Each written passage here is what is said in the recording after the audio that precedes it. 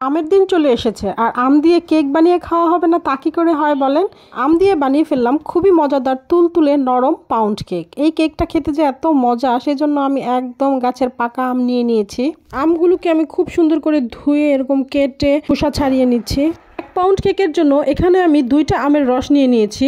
এই আমগুলো আমাদের নিজেদের গাছের আম, এই জন্য এতটা ফ্রেশ আর এতটা দারুণ স্মেল ছিল, সেই জন্য এখানে আমাকে এক্সট্রা করে কোনো ফ্লেভার অ্যাড করতে হয়নি। এভাবে চাকচাক করেও কেকের মধ্যে দেওয়া যায়, আবার আপনি যদি চান একটু ব্ল্যান্ড করে রসটা দিবেন সেভাবেও দিতে পারেন।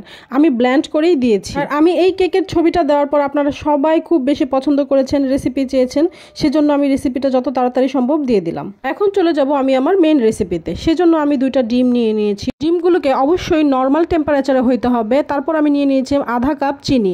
এখানে আমি একটু চিনি বেশি নিয়েছি, যেহেতু আমার বাচ্চারা চিনি খেতে বেশি পছন্দ করে। আমি এখানে আধা কাপের একটু বেশি চিনি দিয়ে দিয়েছি। তারপর আমি চিনি আর ডিমটাকে ভালো করে এখানে বিট করে নেওয়ার পর আমি এখানে দিয়ে দেব হাফ কাপ তেল। তারপর আমি দিয়ে দিব এখানে ভ্যানিলা এসেন্স। আপনারা চাইলে ম্যাঙ্গো এমালশনটা দিতে পারেন। যেহেতু আমি এখানে ম্যাঙ্গো এমালশনটা দিচ্ছি না, সেহেতু আমি এখানে ভ্যানিলা এসেন্স এবং একটু ইয়েলো ফুড কালার দিয়ে দিব।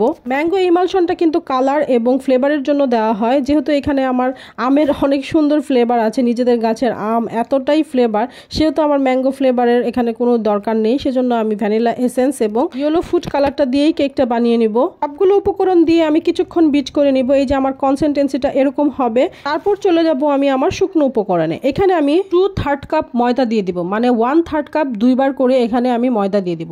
তারপর দিয়ে দেব 1 চা চামচ বেকিং পাউডার আর হাফ চা চামচ দিয়ে দিব বেকিং সোডা এবং দিয়ে দিব স্বাদ মতো লবণ। এখানে লবণটা অপশনাল, আপনারা চাইলে দিতেও পারেন, নাও দিতে পারেন। লবণটা আসলে স্বাদটাকে ব্যালেন্স করে। তারপর আমি সবগুলো শুকনো উপকরণ খুব ভালোভাবে মিশিয়ে নেব এবং ছাঁকনি দিয়ে চেলে নেব, যেন কোনো লাম্পস না থাকে। যদি লাম্পস থাকে তাহলে কিন্তু বেরিয়ে যাবে।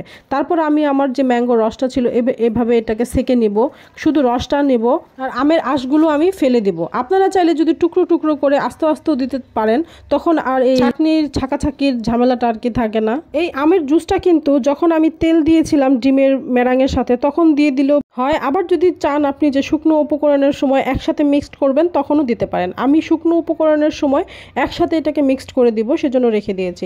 এখন আমি আমার ডিমের মেরাঙের সাথে শুকনো উপকরণগুলো আস্তে আস্তে মিক্সড করব। একবারে মিক্সড করব না, 2-3 বারে মিক্সড করে দিব। যেহেতু এটা পাউন্ড কেক, সেহেতু এখানে মিক্সিংয়ের কোনো ধরাবাঁধার নিয়ম নেই। আপনি আস্তে আস্তেও করতে পারেন, খুব তাড়াহুড়া করেও করতে পারেন, এটাতে কোনো সমস্যা না, মানে ফ্যাক্ট করে না।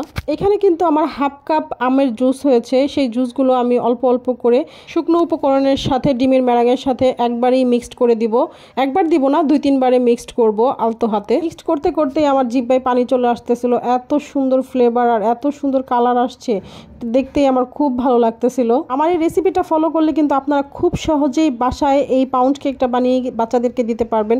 যেসব বাচ্চারা আম খেতে চায় না, তাদেরকে কিন্তু এভাবে পাউন্ড কেকের সাথে ম্যাঙ্গো পাউন্ড কেক বানিয়ে আমটা খাওয়াতে পারবেন। আমার বাচ্চারা এই পাউন্ড কেকটা খুব বেশি পছন্দ করে, তাদের জন্য আমার 2-1 দিন পর পরই বানাইতে হয়। আপনারাও বাসায় বানিয়ে দেখবেন, খুব অথেন্টিক একটা ফ্লেভার পাবেন, খুব অথেন্টিক একটা টেস্ট পাবেন।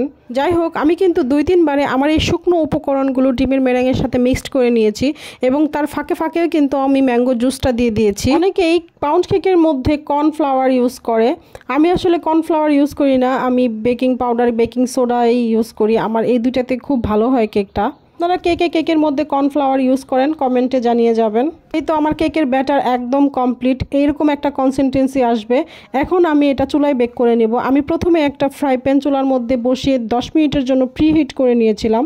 আমি একটি মোল্ডের মধ্যে বেকিং পেপার দিয়ে একটু তেল ব্রাশ করে নিয়েছি। তারপর এটার মধ্যে আমার কেকের ব্যাটারটা দিয়ে দিব। একটু উপর থেকে দিব, যাতে বেশি লাম্পস ভিতরে না হয়, বাবলস না হয়। একটু উপর থেকে দিলে হয় কি, কম বাবলস ক্রিয়েট হয়। আর কেকের ভিতর যদি বাবলস ক্রিয়েট হয়, বড় বড় বাবলস ক্রিয়েট হলে কিন্তু কেকটা দেখতে ভালো লাগে না, খেতেও ভালো লাগে না। সেজন্য সবসময় চেষ্টা করবেন যেন কম বাবলস ক্রিয়েট হয়। কেকটা বেক করার আগে অবশ্যই আমি এটাকে একটু ট্যাপ ট্যাপ করে নিব এবং একটা সাসলিকের কাঠি দিয়ে ঘুরিয়ে ঘুরিয়ে এটার ভিতর থেকে বাবলসগুলো বের করে নেব। এদিকে কিন্তু আমার সসপ্যান 10 মিনিটের মতো প্রি হিট হয়ে গেছে। তারপর আমি এটা সসপ্যানের ভিতর দিয়ে দিব। আর এই দিকে একটু খেয়াল রাখবেন সব দিকে যেন এই কেকের মধ্যে হিট লাগে, তাহলে কিন্তু কেকটা অনেক বেশি সুন্দর হবে। এই তো আমি 40 মিনিট পর কেকটা উঠিয়ে দেখলাম, ঢাকনাটা উঠিয়ে দেখলাম যে আমার কেকটা মাশাআল্লাহ এতটা সুন্দর হয়েছে, এত সুন্দর কালার এসেছে।